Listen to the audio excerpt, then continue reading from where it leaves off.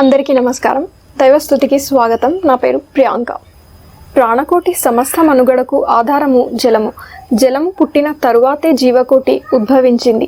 జలాధారాలు అయిన నదుల చుట్టూ నుండే నాగరికత, సివిలైజేషన్ విస్తరించింది. అలాంటి జలానికి దేవతా రూపాలనిచ్చి తల్లిగా ఆరాధించడం మన హిందువు సాంప్రదాయం. ఇలా జీవరాశులకు, వ్యవసాయానికి ప్రధానమైన జలమును మరియు స్నానం యొక్క ప్రాముఖ్యతను గుర్తు చేసేవే ఈ పుష్కరాలు. నదీ స్నానాలు, కోనేటి స్నానాలు, సముద్ర స్నానాలు, మంగళ స్నానాలు అని హిందూ సాంప్రదాయం నీటితో ముడిపడి ఉంది. తీర్థయాత్రలు, పుణ్యక్షేత్రాల దర్శనం కూడా నీటితో ముడిపడినదే. తర్పణాలు, శ్రాద్ధ కర్మలు, పిండ ప్రధానాలు కూడా జలంతో ముడిపడినవే. నదీ తీరంలో పితృకర్మలాచరించడం మోక్షదాయకమని పెద్దలు చెప్తారు. పితరులను ఉద్ధరించడానికి భగీరథ మహర్షి గంగానదిని భూమిపైకి తీసుకువచ్చాడని పురాణాలలో తెలుపబడి ఉంది. అయితే నదీ స్నానాలలో పుష్కర స్నానం పుణ్యప్రదమని మన హిందువుల విశ్వాసము. నీటికి 4 శక్తులు ఉన్నాయి. ఒకటి దాహాన్ని తీర్చడం, రెండవది దేనిని అయినా శుభ్రపరచడం. ఇవి 2 బాహ్య శక్తులైతే అంతరంగికంగా మేధ్యం, మార్జనం అనే 2 శక్తులు ఉన్నాయి. మేధ్యం అంటే నదిలో స్నానం చేసి 3 సార్లు మునక వేస్తే తెలిసి తెలియక చేసే పాపకర్మలతో పాటు అటువంటి కర్మలను చేసే ప్రవృత్తులు కూడా నశిస్తాయని, అలాగే మార్జన అంటే నీటిని చల్లడం. దీని వలన ద్రవ్య శుద్ధి జరుగుతుందని పురాణాలలో వర్ణించబడి ఉంది. అయితే పుష్కరాలు ఎందుకు జరుపుకుంటామో తెలుసుకోవడానికి మనకు సోలార్ సిస్టమ్ గురించి కాస్త అవగాహన అవసరము. మన సోలార్ సిస్టంలో అన్నింటికంటే ముఖ్యమైనవి సెలెస్టియల్ బాడీస్లో సూర్యునితో పాటు 9 గ్రహాలు అయిన Mercury, Venus, Earth, Mars, Jupiter, Saturn, Uranus, Neptune మరియు ప్లూటో అని మనకు తెలుసు. అయితే సూర్యునికి అన్ని రాశి చక్రాలను అంటే 12 జోడియాక్ సైన్స్ ని సందర్శించడానికి, ఒక రౌండ్ పూర్తి చేయడానికి 1 సంవత్సర కాలము పడుతుంది. ఈ విధంగా సూర్యుడు ఒక్క రాశిలో సుమారు 1 నెల పాటు ఉంటాడు. అయితే ఈ 9 ప్లానెట్స్ సూర్యుడి నుండి వేరియింగ్ డిస్టెన్సెస్లో ఉన్న ఆర్బిట్స్లో తిరుగుతుంటాయి. కాబట్టి ఒక్కొక్క గ్రహం సూర్యుని చుట్టూ 1 ప్రదక్షిణ చేయడానికి టైం పీరియడ్స్ కూడా వేరువేరుగా ఉన్నాయి. లైక్ వరుస క్రమంలో వచ్చే గ్రహాలలో ఫస్ట్ ప్లానెట్ మెర్క్యూరీ సూర్యుని చుట్టూ 1 ప్రదక్షిణ చేయడానికి 88 డేస్ పడుతుంది. అలాగే వీనస్ సూర్యుని చుట్టూ 1 ప్రదక్షిణ చేయడానికి 225 డేస్ పడుతుంది. మన భూమికి సూర్యుని చుట్టూ 1 ప్రదక్షిణ చేయడానికి 365 డేస్ పడుతుంది. మన 1 ఇయర్ టైం ఇదే. తరువాత ప్లానెట్ మార్స్కి 687 డేస్ పడుతుంది. జూపిటర్కి అరౌండ్ 12 ఇయర్స్ పడుతుంది. సాటర్న్కి అరౌండ్ 29 ఇయర్స్ పడుతుంది.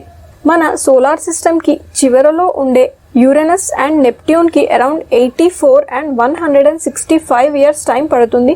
అవి సూర్యునికి దూరంగా ఉన్నాయి కాబట్టి.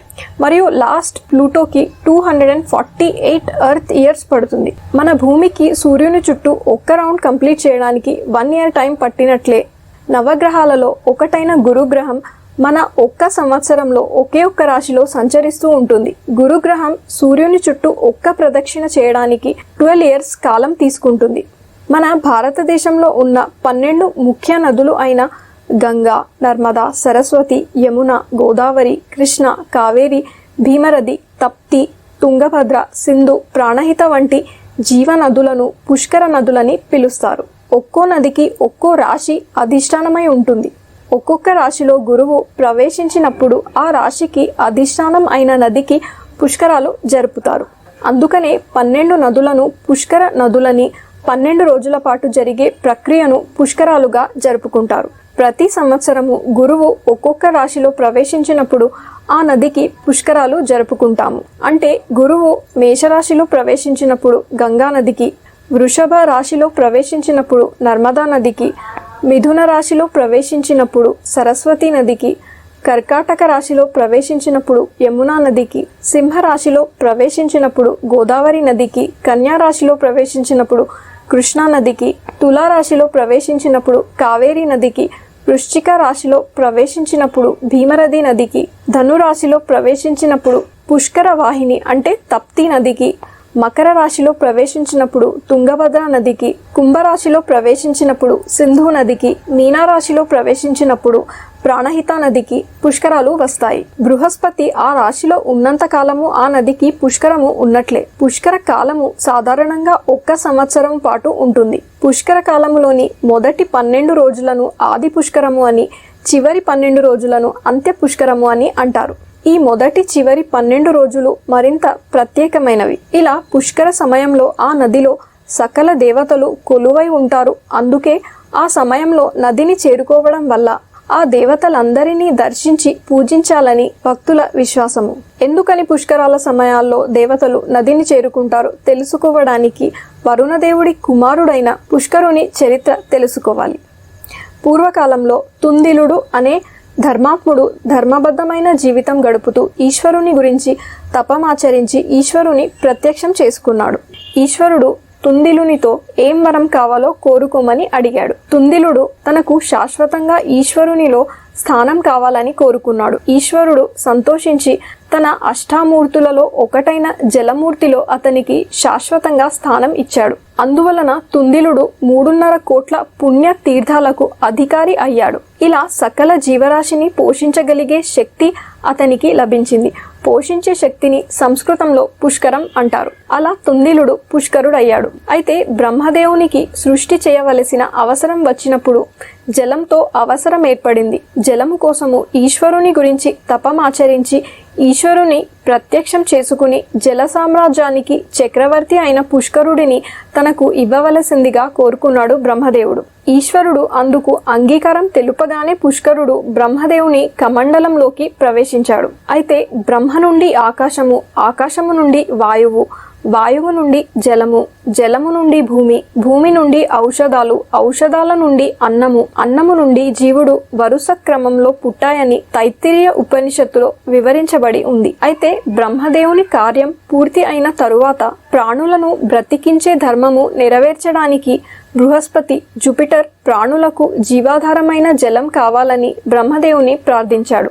ఆ కోరికను బ్రహ్మదేవుడైతే మన్నించాడు. కానీ పుష్కరుడు తాను బ్రహ్మదేవుని వదిలి వెళ్ళలేలని చెప్పాడు. అప్పుడు బృహస్పతి, బ్రహ్మ, పుష్కర మహర్షి కలిసి ఒక ఒప్పందం కుదుర్చుకున్నారు. ఆ ఒప్పందం ప్రకారము గ్రహ రూపంలో ఉన్న బృహస్పతి మేషంతో మొదలయ్యి 12 రాశులలో ప్రవేశించేటప్పుడు 12 రోజులు, మిగిలిన కాలం సంవత్సరం అంతా మధ్యాహ్న సమయంలో పుష్కరుడు బృహస్పతితో ఉండాలని నిర్ణయించారు.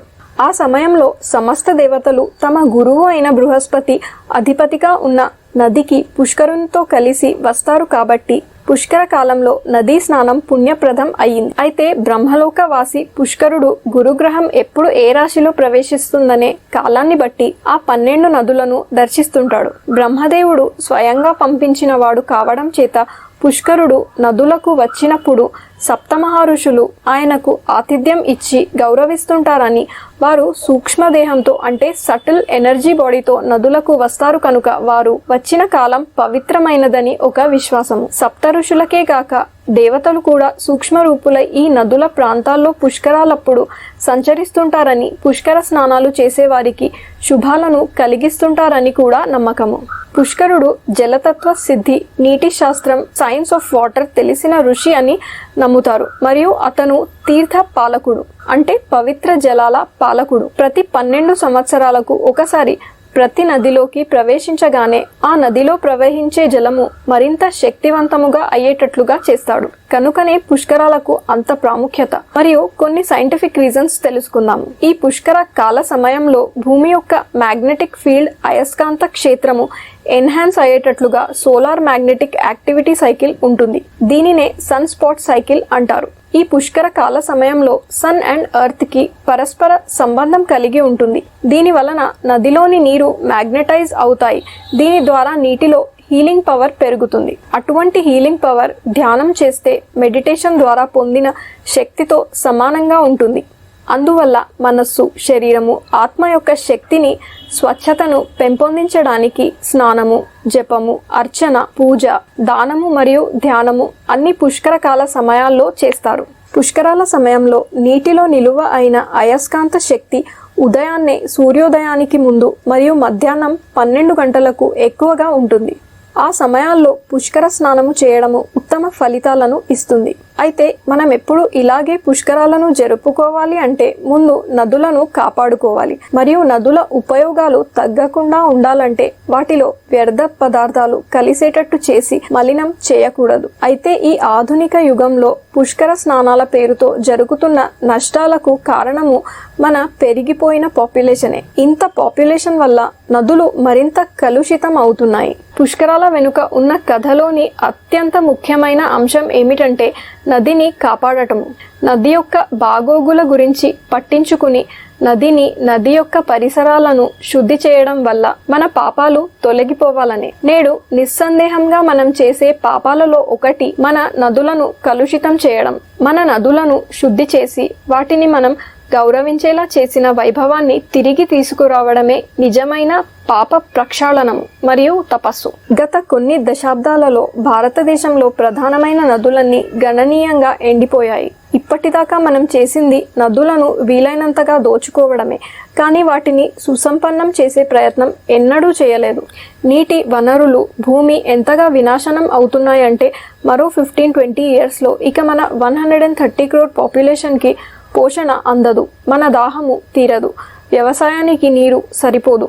దీనికి అతి సులువైన పరిష్కారము ఏమిటంటే నీటి వనరులు అయిన నదులకు ఇరువైపులా చుట్టూ కనీసము 1 కిలోమీటర్ డిస్టెన్స్ వరకు చెట్లను పెంచడము. ఈ సమయంలో పాపాలు నశించాలి అంటే కనీసము నీటిని వృధా అవ్వకుండా, మన కుటుంబ సభ్యుల చేత వృధా అవ్వనివ్వకుండా కాపాడాలి. పుష్కర స్నానం చేస్తే పాపాలు నశిస్తాయన్నది పురాతన కాలంలో అప్లికబుల్ అయ్యే విషయం.